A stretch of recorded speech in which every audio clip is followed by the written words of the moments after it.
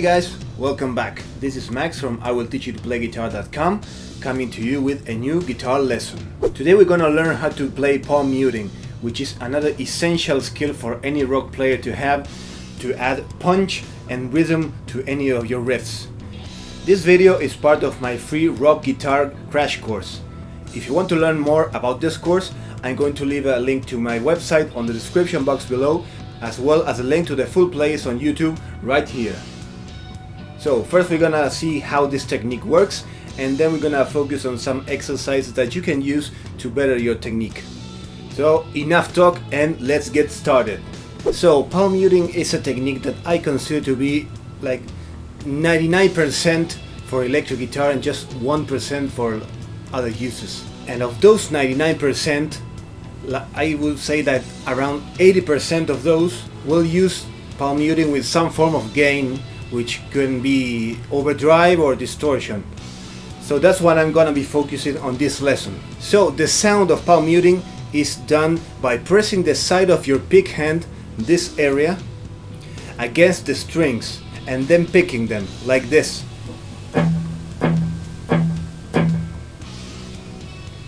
Can you see? I'm using the side of my hand and I'm pressing the strings, touching them around here, close to the bridge. Here's the string without muting it, and here's muting it. So most of the times your hand will have to press down the string pretty close to the bridge, but it's ultimately up to you and how you like the sound. You'll notice that if I start placing my hand higher up on the string, the sound will change. Pay special attention to this. This is starting with my hand very close to the bridge and gradually moving it up. See if you can spot the difference.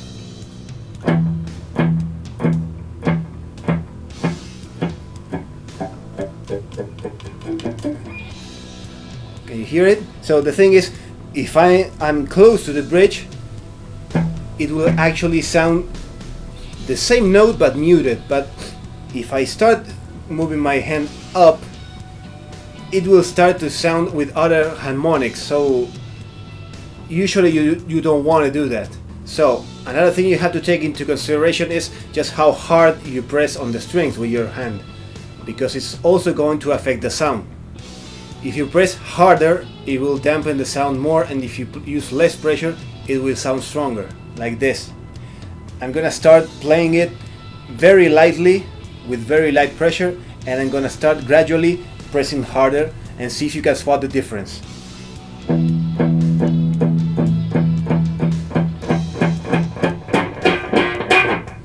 Okay, that was too much pressure. Actually the string was touching the pickups, but never mind.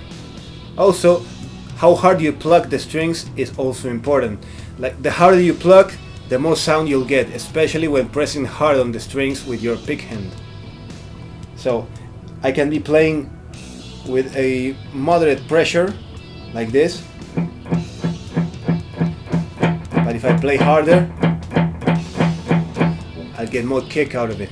Also, another thing to take into consideration is the angle of the pick. The angle in which you hit the string with the picks will also affect the sound. If you're used to picking strings with your pick at an angle, be it a downward angle or an upward angle, you'll notice that there is a slight scraping sound that the pick produces when I hit the strings, and generally it will be quite noticeable. Let me demonstrate it for you. Here is the sound with the pick. It's like just plucking it flat toward the string.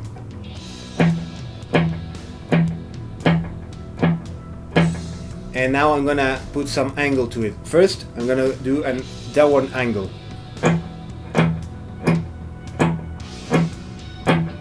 You notice there is this like this kind of sound? Okay, the same thing is gonna happen if I tilt the pick up.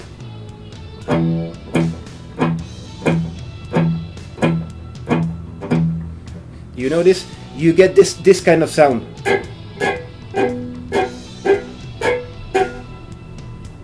Of course, again, this can be up to your taste, but in my opinion, you should try to avoid it as much as possible.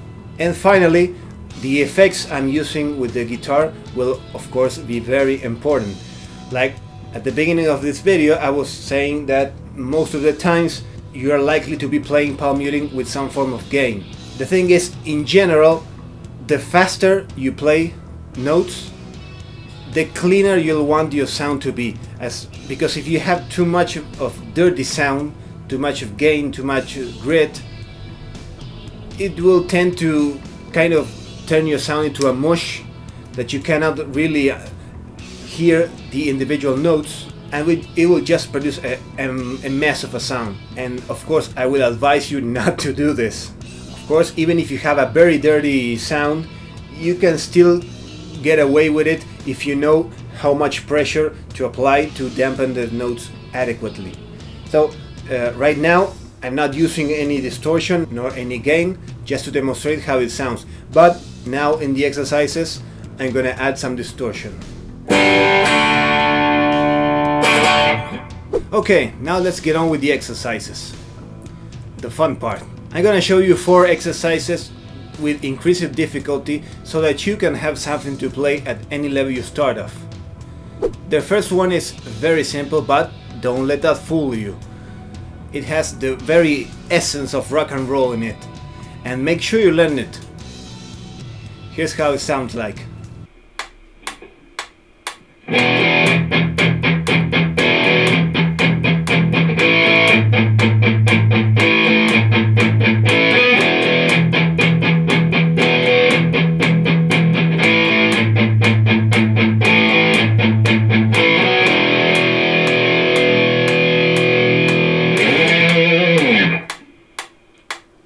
So the way you play this one is pretty straightforward. We'll be playing just 8 notes to make it very simple so you can focus on the technique. At first you can try playing it using all downstrokes like I was doing, but after you feel a little more comfortable you can trying to alternate each picking motion, doing down and up strokes, which would be like this.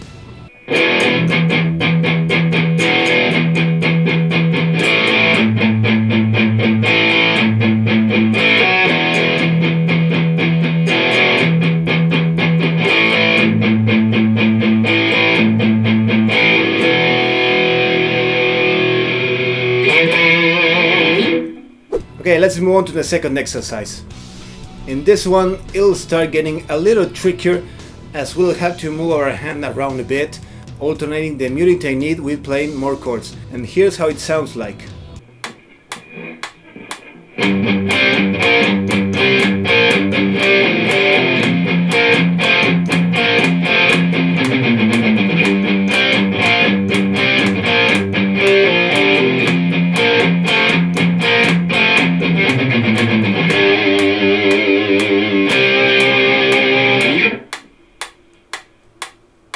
Okay, for this one, be careful when skipping strings, as it can get quite difficult to not hit the 5th string, okay? Once again, you can start by using all downstrokes, but eventually I would recommend that you try also using alternate picking. Also, be sure to play the muting run at the end especially clean, okay? Like this.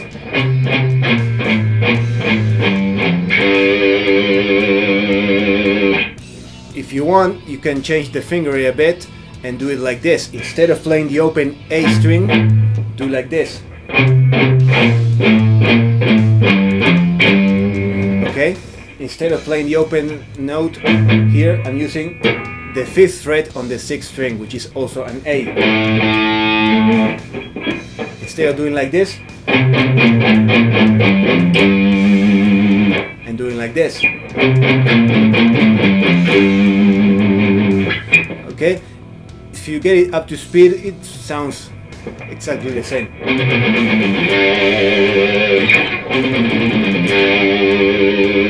Okay, now for the third exercise, we'll be going up and down the fretboard and combining the muting technique with some odd patterns, with single notes and chords, with a touch of an exotic sound.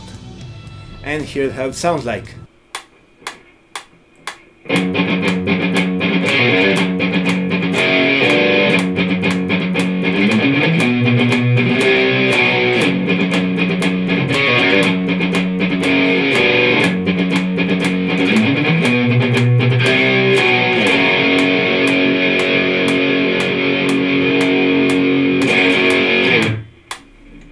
notice the pattern I was just playing on the first notes. This pattern is often referred to as a horse ride, because it sounds like when a horse is galloping. It's like this.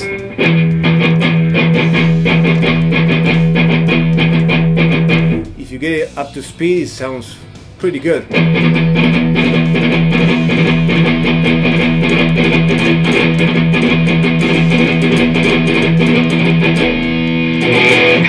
So to play this pattern, I recommend you start on a downstroke, then another down, and then an upstroke, like this.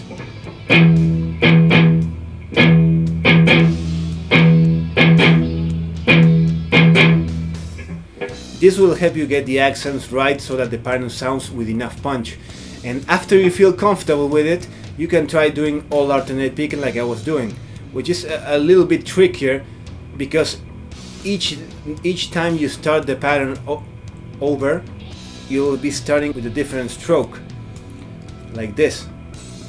First I'm gonna start with a downstroke, then up and down, and then when I'm gonna start the next one, my pick is already down, so I have to do an upstroke, then down up. Can you see it? Like this.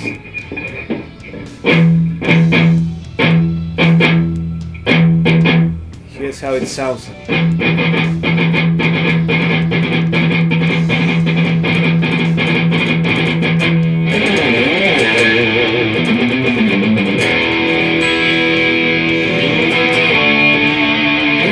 Now, for the last exercise, I'm gonna be showing you part of a song from the band Running Wild, which is called Treasure Island. This one is actually one of my favorite songs from the German band. A couple of the song riffs have a lot of palm muting, so it makes it perfect for practicing this technique. And if you don't know the song, I'll leave you a link to it right here. And here's how it sounds like.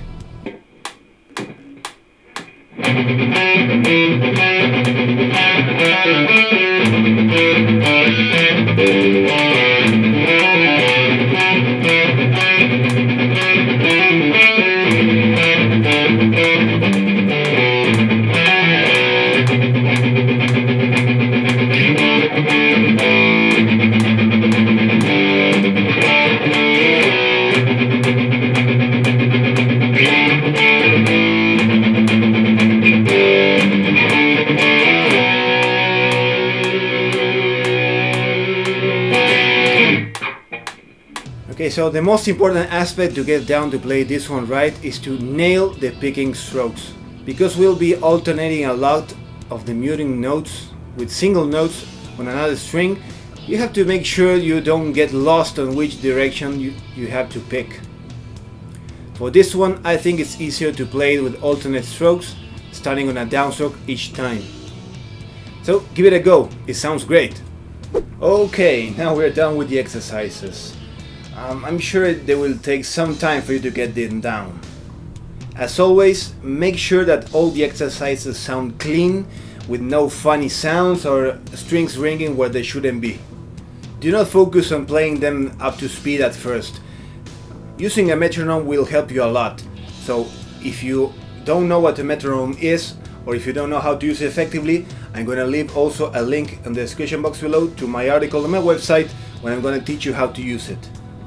Remember to start slow and gradually build your speed up. Okay guys, that was it for this lesson.